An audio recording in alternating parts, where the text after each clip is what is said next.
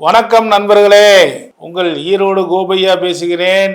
Retro ஆன்மீகம் channel நேயர் அனைவருக்கும் என் மனமார்ந்த ஆசீர்வாதங்கள். நண்பர்களே, இன்று ஒவ்வொரு ராசிக்கும், மேச ராசியிலிருந்து மீன ராசி வரைக்கும் அவர்கள் படும் கஷ்டங்கள் என்ன? இயற்கையாகவே ஒரு மேச ராசி என்றால் அவர்களுக்கு என்ன விதமான கஷ்டங்கள் வருகின்றது, அதற்கு என்ன தீர்வு, எளிமையான தீர்வுகள் என்ன என்பதனை நமது ரெட்ரோ ஆன்மீகம் நேயர்களுக்கு ஒரு அரிய பரிசாக தரலாம் என்று முடிவு செய்திருக்கிறேன். நண்பர்களே, அனைவரும் இந்த நிகழ்ச்சியில் கலந்து கொண்டு பயன்பெறுங்கள்.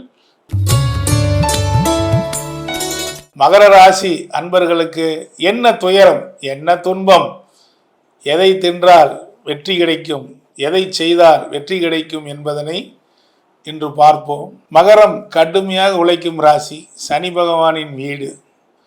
அதே சமயம் ஏற்றத்தாழ்வுகள், அதாவது நன்றாக போய்கொண்டிருந்த வாழ்க்கையில் திடீரென்று கீழே விழுபவர் மகரம். அதேபோல் உடம்பு ஒரு நிலையில் இருக்காது, திடீரென்று ஏறும், திடீரென்று இறங்கும். அப்படி ஒரு வாய்ப்புகள் இவர்களுடைய உடம்பிலும் இருக்கும். அதே சமயம் சீக்கிரமாக மன வெறுப்புக்கு உள்ளாதவர்கள் இவர்கள்தான். சில பேர்த்துக்கு மன பிரச்சனை கூட வந்து வருகிறது. திருமணம் பிரச்சனையை சந்திக்காத மகர ராசி இல்லை, மகர லக்கணமும் இல்லை. அப்படி ஒரு, ஏனென்றால் 7ஆம் அதிபதியாக சந்திரன் வரும் காரணத்தினால் இங்கு திருமண பிரச்சனை என்பது இயற்கையாகவே இருக்கிறது.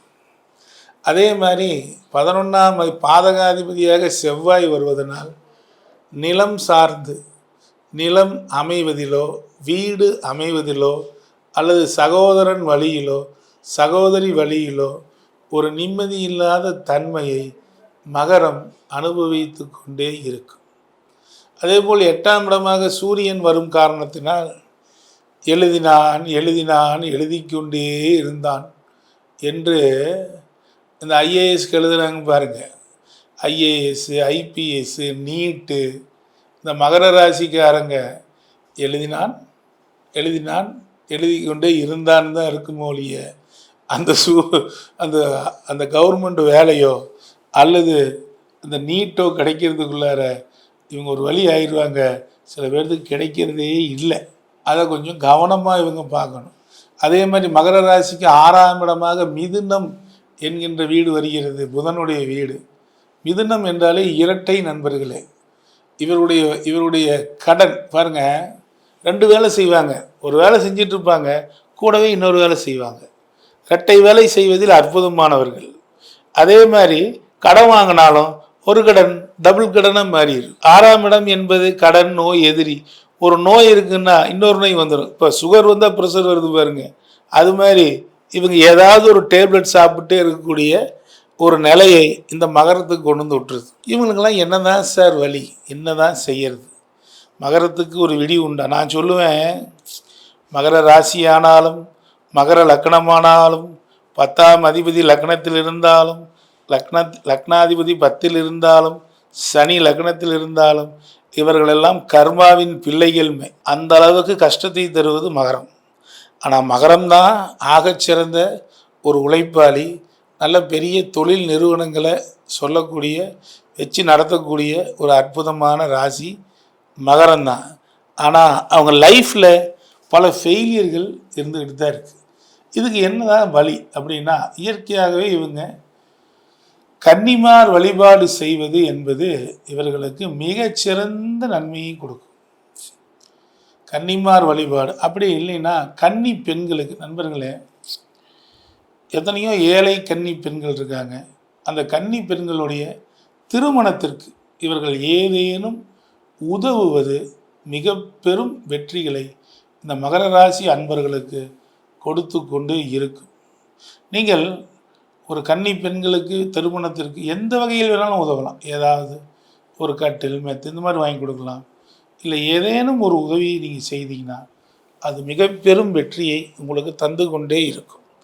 அது மட்டுமல்ல, இந்த மகர ராசிக்காரர்கள் எப்பொழுதுமே படிப்பதற்கென்றே உதவி செய்யணும். இப்போ ஸ்கூலில் ஒரு நாற்காலி வாங்கி கொடுக்கறது, ஒரு பெஞ்ச் வாங்கி கொடுக்கறது, ஏழை குழந்தைங்களுக்கு படிப்பதற்கு பாட நூல் வாங்கி கொடுக்கறது, இதெல்லாம் இந்த மகர ராசி பண்ண நோட்டு வாங்கி கொடுக்கறது, பென்சில் வாங்கி கொடுக்கறது, இப்படிப்பட்ட விஷயங்களை செய்ய செய்ய இந்த மகர ராசி வெற்றி மேல் வெற்றி பெறும். அது மட்டுமல்ல, இவர்களை பொறுத்தவரை பாக்கியாதிபதியாக புதன் வருவதனால் இவர்கள் மதுரை மீனாட்சி அம்மனை வணங்க இன்னும் வெற்றி மேல் வெற்றியை பெற்றுக்கொண்டே இருப்பார்கள். மீனாட்சி அம்மன் புதன், இந்த பாக்கியமே புதனாக இருப்பதனால்தான் நம்ம என்ன சொல்கிறோம், இயற்கையாக நோட்டு, பேனா, பென்சில் இந்த மாதிரி விஷயங்கள்லாம் வணங்குங்கன்னு சொல்கிறோம். அது மட்டுமல்ல, மரகத லிங்க வழிபாடு மகர ராசிக்காரர்கள் பெற வேண்டிய ஒரு அற்புதமான விஷயம் மரகத லிங்க வழிபாடு. அதை செய்ய செய்ய மரகத லிங்கங்கள் எங்கெல்லாம் இருக்கின்றதோ அங்கு போய் அந்த மரகத லிங்க வழிபாட்டை செய்ய செய்ய, அதுவும் குறிப்பாக திருநள்ளாறு சென்று இந்த மரகத லிங்க வழிபாட்டை பார்த்து வர இவர்களுக்கு மிகச்சிறந்த வெற்றியை கொடுக்கின்றன. 5ஆம் இடமே ரிஷபமாக வருவதனால் அங்கு ரிஷபம் என்றால் மாடு, மாட்டிற்கு அல்லது பிரதோஷ வழிபாடு செய்ய செய்ய வெற்றியும், பசுமாட்டிற்கு புல் போன்றவைகள் கொடுப்பதனால் மிகச்சிறந்த வெற்றியும் கிடைக்கும்.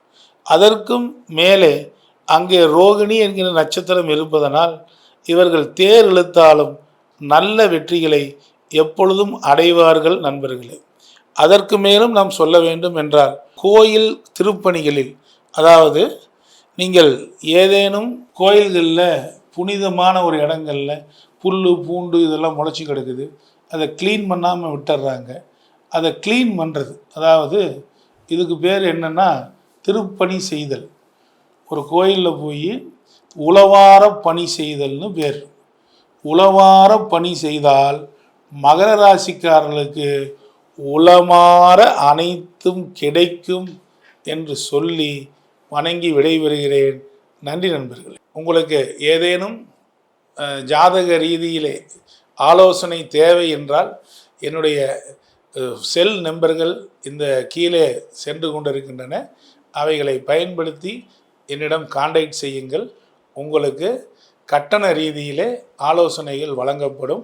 என்னுடைய அப்பாயின்மெண்ட் உங்களுக்கு கொடுக்கப்படும். 12 ராசிகளுக்கும் உண்டான கஷ்டங்கள் என்ன, அதிலிருந்து மீண்டு வரக்கூடிய வெற்றி பரிகாரங்கள் என்ன, கோயில்கள் என்ன, இயற்கையாகவே அவர்களுக்கு நன்மை தரும் ராசிகள் எவை, அவர்கள் வீட்டில் இருக்கக்கூடிய ராசிகள் எவை என்பதனை எல்லாம் சொல்லி உங்களுக்கு ஒரு அற்புதமான ஒரு நிகழ்ச்சியை வழங்கி இருக்கின்றோம். நண்பர்களே, இந்த ஒவ்வொரு ராசி பலன்களையும் நீங்கள் கேட்டு நீங்கள் பயன்படுத்தி வாருங்கள்.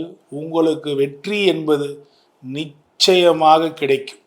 அது மட்டுமல்ல, பொதுவாகவே 12 ராசிக்காரர்களுமே வழிபட வேண்டிய விஷயங்களில் நான் இவைகள்தான் வழிபடுவேன் என்று அல்ல, வழிபாடே இல்லாமல் எளிமையாக வழிபாடற்ற பரிகாரங்கள் என்பதனையும் கொடுத்துள்ளேன். அந்த பரிகாரங்களானது எளிமையானது, ஆனால் மிக மிக வலிமையாக உங்களுக்கு வெற்றி மேல் வெற்றியை தரக்கூடிய எளிய பரிகாரங்கள். அவற்றையும் செய்து வாருங்கள்.